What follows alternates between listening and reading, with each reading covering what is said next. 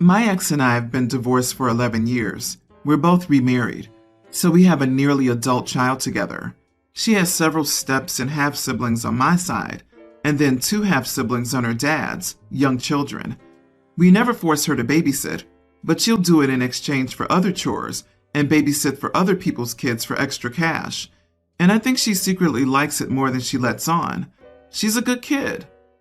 She's saving up for some things, so unusually, she offered to babysit her dad's kids as much as he would let her during her recent 2-week stay.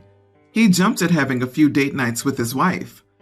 I barely know his kids, so I can't make a judgment, but per my daughter, they're boring and have too much TV and tablet time. But in my ex's defense, they both work full-time jobs, whereas at our house, she has a live-in grandma and a stepdad that works from home, plus more older kids. So it's easier for us to keep the kids from having too much screen time and give them attention. And we have a backyard. They live in a condo. But at the end of her visit, her dad called me, obviously upset, and said that daughter was going to be grounded for her last night with them because she screwed with the Wi-Fi. I thought he meant parental controls or something, so I was concerned. And then he clarified that she had been turning off the Wi-Fi while babysitting and telling the kids it was broken. And, oh well, I guess we'll have to play a game now. She openly told her dad it was because she was bored. I'm not sure if either kid mentioned it to the parent, but I guess not enough because it took them a few date nights to realize that was happening. Once I fully understood what my ex was saying, I couldn't help laughing and saying, "You're mad at her for playing with your kids instead of just watching TV with them?" And he was like, "She's not their parent. It was too controlling. She lied to them." So I was like, "She did you a favor. They even did a craft with her." And he got upset at me and said this was where her attitude came from. Ironically, her grounding was taking away her devices for the night. She didn't mention the punishment to me, but I'm still in hot water with my ex for undermining his parenting. He wanted me to have a talk with her and potentially continue the punishment, or at least the conversation in some way, which we both do for actual offenses, and I refused. She's not the kind of kid who would tell her dad or stepmom to their faces that she thought their kid should have less screen time, but he might have picked up on her feelings anyway, so maybe that's where this is coming from. Not the idiot. I'm laughing at your ex for this too. Your daughter is resourceful, creative, and engaging. You see the value in her decision. He has limited views and is not applying critical thinking. No punishment is necessary. She deserves a raise. What's sad is I bet it was their best time his kids had in ages. Your ex-husband is an idiot though. The children were not being ignored or neglected. It sounds like what he's really angry about is that your daughter was challenging his authority, and not because she actually did a bad or harmful thing. I think you should let your daughter know you're on her side and suggest that she not babysit for her father's other children again. It's not healthy for her emotionally to be at the mercy of her father's controlling behavior. Wow, she turned off the Wi-Fi on the little kids and did stuff with them? I think he got mad because now he's going to have to do something real with the kids instead of putting them in front of a screen. He's going to have to interact with them. What in the world? Who does that as a parent? Yeah, he's mad she's a better parent than he is. I'm honestly sad for those kids. They're that young and glued to devices. Their older sister, who they probably think is cool anyway at those ages, actually wants to spend time with them and get them interacting and thinking. And that's bad, according to the father? He sounds like an idiot, and your daughter sounds like a good kid. Keep supporting her. She might need it more than you realize. Some time ago, my middle son, a young child, told me he likes flowers. He then asked me to buy him some. I told my husband, and now my son has a small collection. He treasures it a lot. We also gave my other two kids flowers the first time, but they threw them away immediately or gave them to their brother. Anyways, my sister and her family were over for dinner, and her kids and mine ran off to play. Sometime later, my eldest comes to me, saying my middle son is sad. He wasn't crying yet, but he was holding back tears. So I asked him what had happened. and he told me that his cousin had gone to his room and taken his flowers. When I asked him why his cousin would do that, he told me that she just thought they were pretty and wanted them, so she took them. I went to find her so I could get the flowers back and found her with her mom with the flowers around her. I explained to her what happened, and my sister just stared at me in disbelief. "They're just flowers," is what she said. I told her that, yeah, they are, but they belong to my son and he wants them back. I told her that my son would definitely share if she just asked politely. She rolled her eyes and said, "But they're just flowers. What's a little boy doing with them anyway?" I told her that saying that was a whole other issue, but I just wanted the flowers back without causing a scene. She told me that she'd give them back after her daughter was done playing with them. So I went to her husband and told him what happened after my niece began bending the stems, and he looked embarrassed and immediately told me he was sorry. He went to his daughter, got the flowers, and gave them back to my son. He then talked to his daughter, who also apologized. I thought that was it, but my sister was fuming the whole time. Before leaving, she began arguing with me, calling me real mature for apparently snitching to her husband. She said I'd given them another reason to fight now, and that she hopes I'm happy with my stupid flowers. Am I the idiot? Edit. The flowers are fake, by the way. Not the idiot. If she and her husband fought, it's because he could recognize that she was allowing her daughter to be selfish and inconsiderate, and she was encouraging that bad behavior. Boys are allowed to like flowers too, LMAO. I'm glad your brother-in-law apologized and used it as a teaching moment with your niece. Of course men like flowers. There are tons of gardeners that happen to be men. From personal experience, looking at some beautiful flowers feels extra good after busting your butt in the sun all day.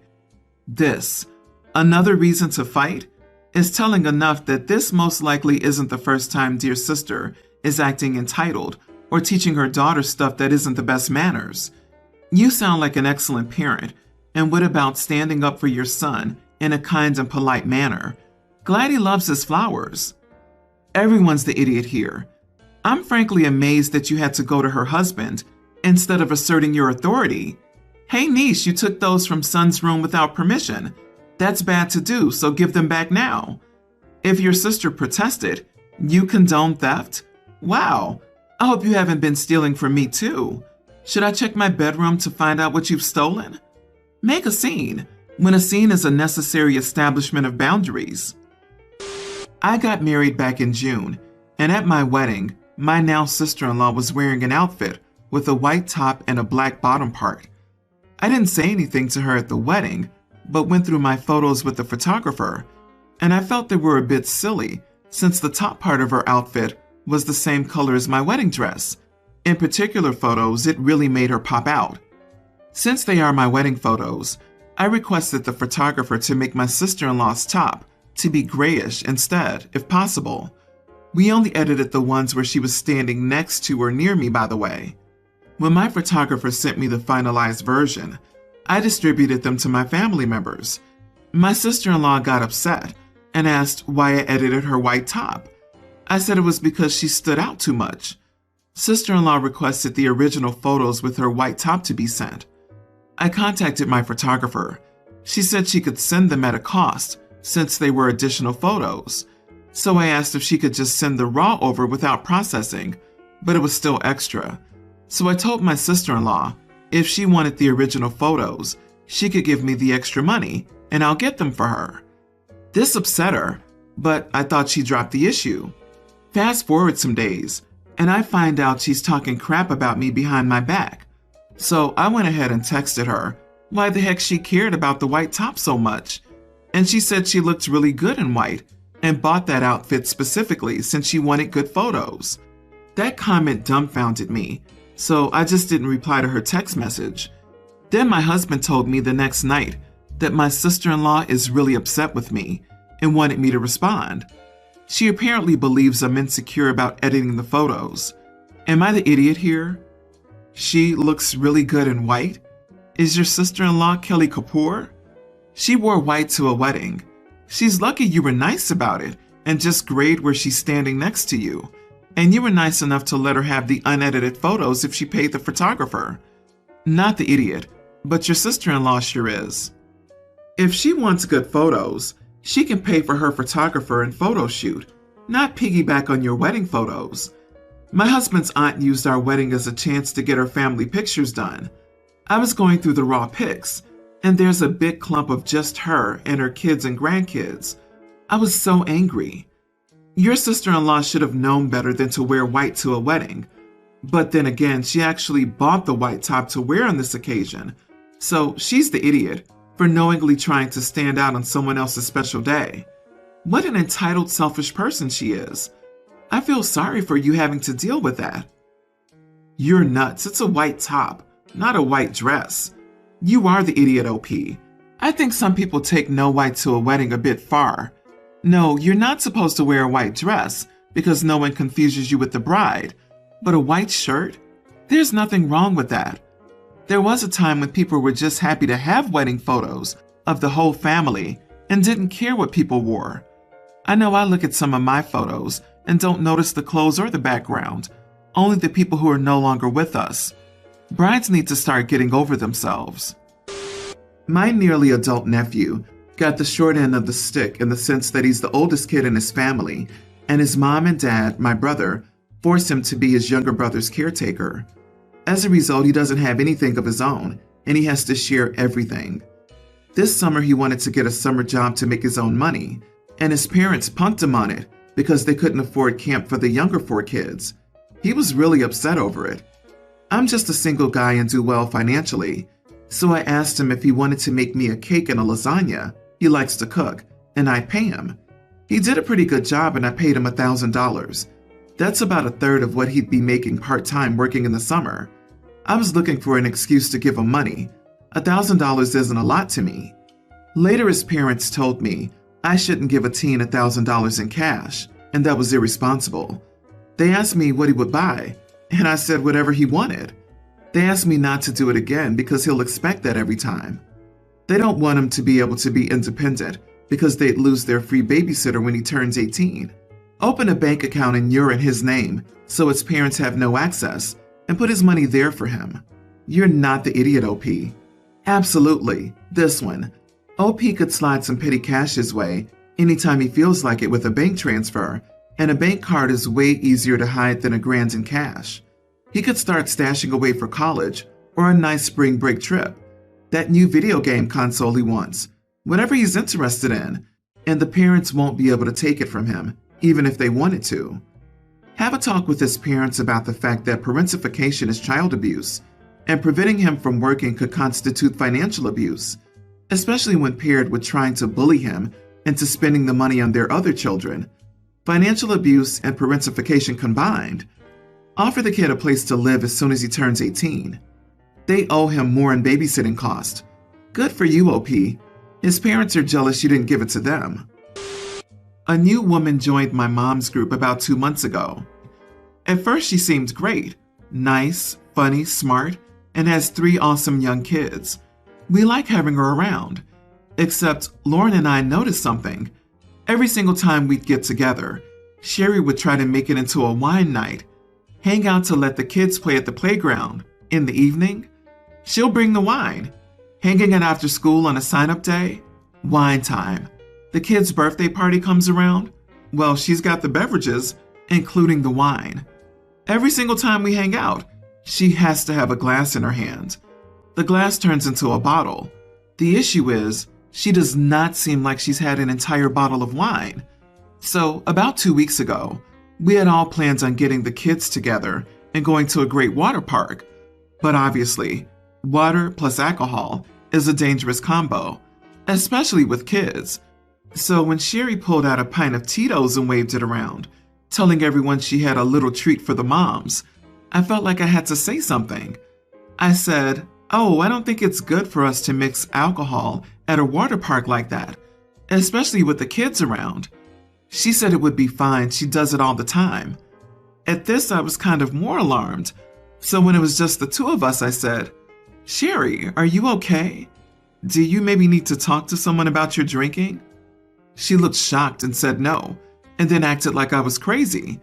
Then she said she had no idea where I got that idea, that her drinking was absolutely normal, and that where she's from, Atlanta, it's perfectly normal for people to drink at social gatherings. I said okay, and that I was just concerned because I've never hung out with her when she hasn't been drinking. She got defensive and told me that she didn't like people up her butt monitoring her. After that point, her mood was soured for the day.